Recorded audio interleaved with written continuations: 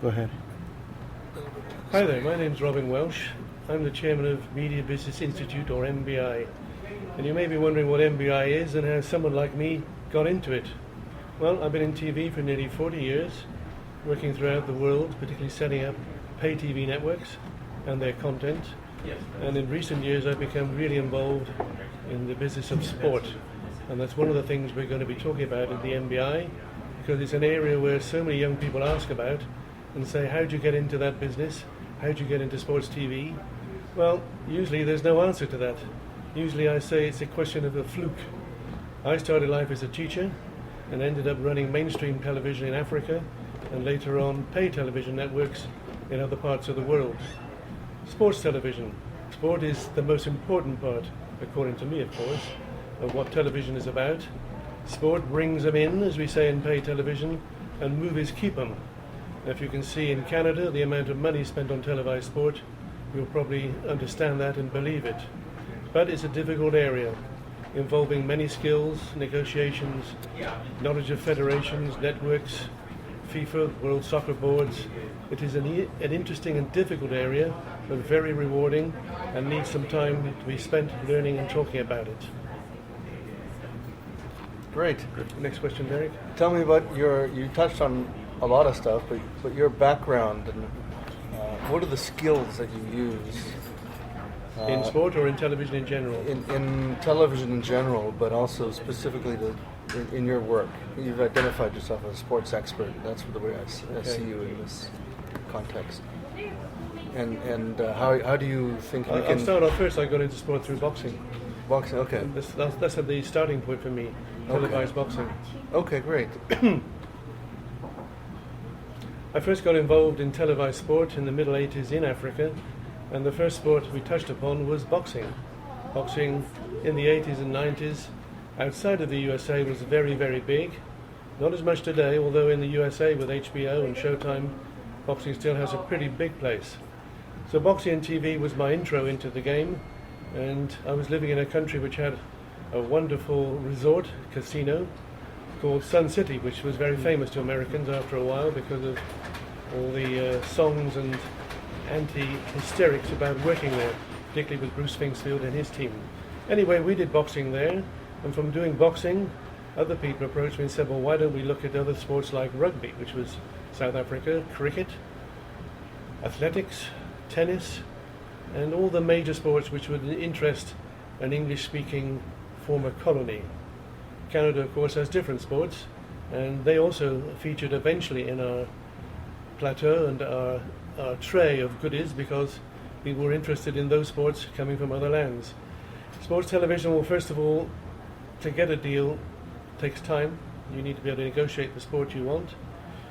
Then you have to look at the production, and a production of sport we'll talk about, but we won't do too much about because this is one area in North America in particular where universities and colleges do a fair amount of work in the producing and directing of a game or a sport or an event, but behind the scenes, contracting, knowing the right people, getting the deal together on the day. And in the early days, of course, we had satellite problems. Not so much now, but in those days, one satellite over a huge territory meant that you had to be really on time and everything had to be spot on and ready to go with. Production, commentating, the on-air look, very important. If you look at sport today on HBO, ESPN in North America, they have some fine directors and producers always trying to find a new look, getting closer, make things shine more, bring things more to the viewer, make the viewer more and more interested so he can't look away. Production, negotiating, marketing, sports marketing in television, very important. You want people to come and have a look at what you've got. And so on. There are so many skills in this particular area, and of course you have to schedule it. So scheduling is very important for the sports, so that sport is shown at the right time and people can be usually interested and available if the thing or the sport is regular to look in at a particular time. Monday Night Football was a game in America for many years.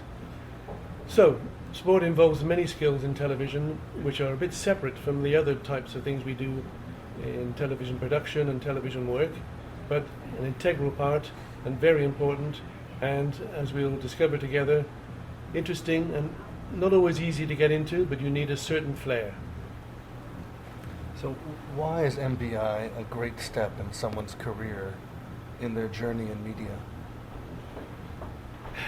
NBI, which is the brainchild of Patricia Scarlett and quite a few other people who are working with us, is very important for young people and maybe those who've done some television, because it identifies all the skills behind the television screen. When you see something good on television, you know a lot of work has been done. But there's a lot of work to make that particular program, that particular item come together. And as we said, things like scheduling, purchasing programs, commissioning, production skills, marketing. These are all areas which have to be brought into bear to make television really worthwhile. Our experience has shown that much of this is not taught in colleges or universities throughout the world. People assume that new recruits to the business, just by a process of osmosis, somehow suck all the skills up and become very successful and make things work. This is not the case. People need training, they need help, they need experience, they need to be shown the right things to do in the right way. At MBI, we've got all those behind the scenes, behind the camera skills, which we think young people and those who are looking for a change of life in television may need to ask and look for. What do you hope to achieve with MBI? Well, we hope to achieve in MBI, particularly first of all in Canada, where we know we've got lots of excited future students, a real pool of knowledge amongst the younger people, so that they can indulge themselves in some of these wonderful opportunities which exist in Canadian television.